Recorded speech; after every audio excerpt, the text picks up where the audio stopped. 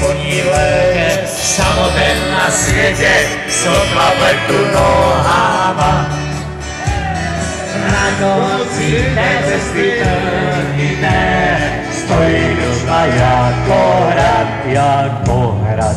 Tam zapadli trampy, hladoví a sešli a začali sobě notovat. Na hradě odtočí světla už nehodí, bílá paní šla už dávno spát. Tam jela bez zvyku, podle svého budíku, o půlnoci chodí zažívat. Po těch dál, co jsou tam vodé, nesmí zrádu pryč. Ona tam podradí, se šejkem dovádí, on jí sebral od komnaty klíč.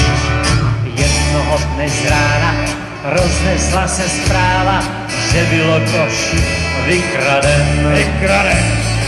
Nikdo neví dodnes, kdo to tenkrát odnes, a nikdo nebyl dopadem. Šejk hrál celou noc mariáš s bílou paní kostnici. Místo, aby hlídal, zuřit její líbal, dostal z toho zimnici. Na hradě od koži, světla už nehoří, bílá paní šla už dávno spát. Tam jela bez zvyku, podle svého budíku, o půlnoci chodí strašívat. Od ten dom, co jsou tam trampové, nesmí zrádu.